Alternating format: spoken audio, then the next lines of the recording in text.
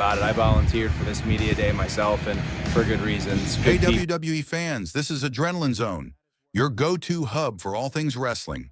Smash that bell, and let's dive right into the action. The champion stood in the center of the ring, gripping the microphone so tightly that the color drained from his knuckles. And what came out next wasn't just another promo. It was raw, unfiltered emotion that made every person in that arena rise to their feet. People thought they had seen Cody Rhodes angry before, but this was something entirely different. This wasn't the polished American nightmare delivering a prepared monologue. This was a man pushed beyond his breaking point, and every syllable felt like the release of weeks of frustration and disrespect. What he unleashed wasn't simple trash talk. It was a precise dismantling of everything standing in front of him. And when it was over, Paul Heyman looked shaken. Bronson Reed's confidence evaporated, and Braun Breaker suddenly seemed like he wished he were anywhere else in the world. Setting the stage.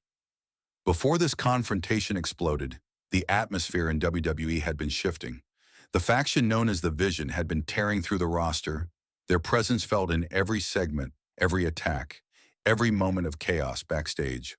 Paul Heyman, the master strategist, had assembled a dangerous trio designed to reshape the balance of power. Bronson Reed, the 300-pound powerhouse capable of decimating opponents in seconds, joined forces with Braun Breaker, a gifted second-generation athlete with freakish strength and explosive speed. Under Heyman's direction, they became more than a group. They were a statement that Heyman didn't need Roman Reigns or Brock Lesnar to command influence. For weeks, they attacked legends, disrupted rising talent, and made one target crystal clear: Cody Rhodes and the undisputed WWE Championship he carries. They blindsided him, cut off his promos, and made his title the symbol of their intended dominance. But what they didn't count on was that Cody Rhodes was the wrong man to provoke. Cody responds to Heyman standing alone in that ring.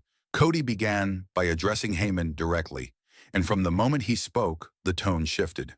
There was no yelling, no theatrics, just a cold, measured dismantling of Heyman's persona.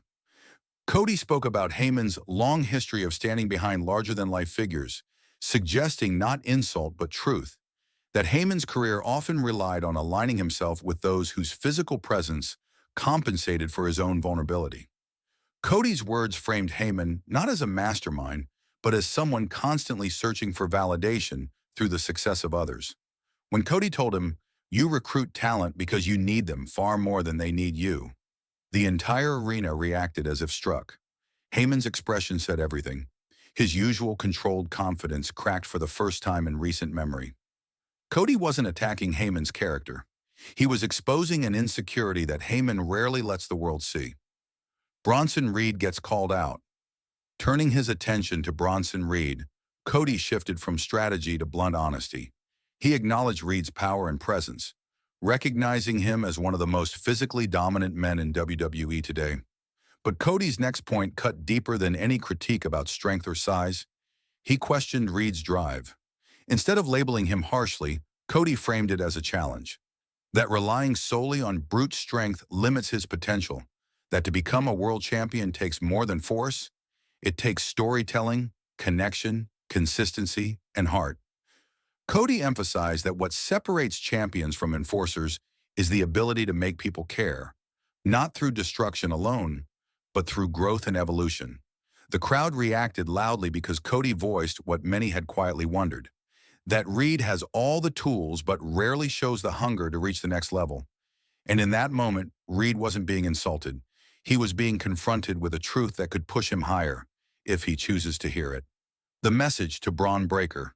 Then Cody addressed Braun Breaker, and the energy in the arena shifted even more.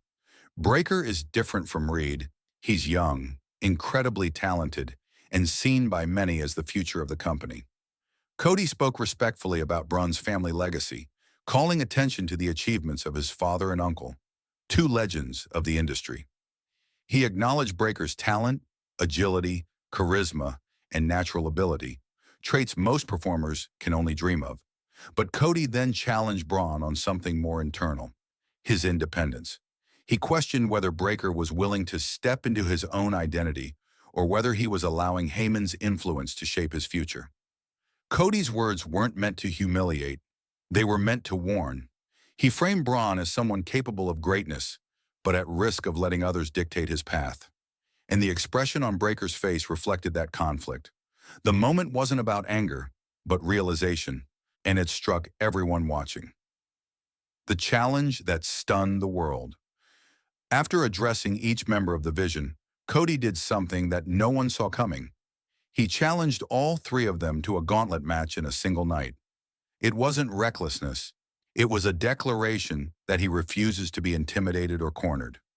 Cody offered to defend the undisputed WWE Championship against all members of the faction, one after another, in the same evening.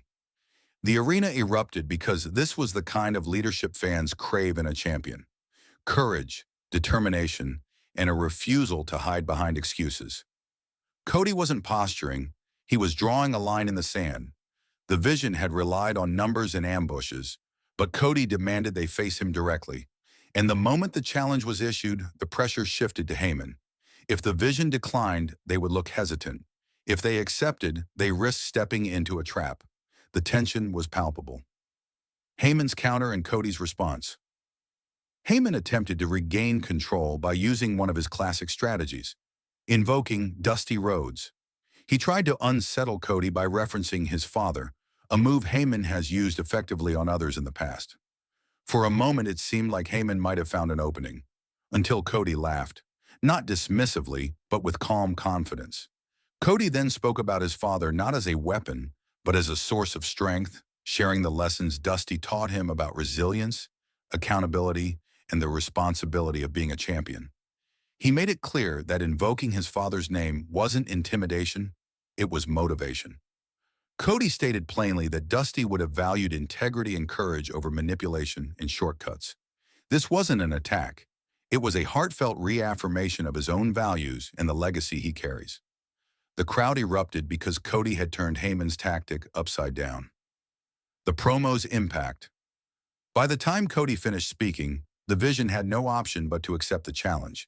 And as they did, Cody delivered a final message, not to the faction, but to the entire roster. He said that this is what being a champion means: stepping up, facing challenges head-on, and refusing to back down. His message wasn't meant to belittle anyone. It was a rallying cry, a reminder that WWE thrives when its leaders set high standards.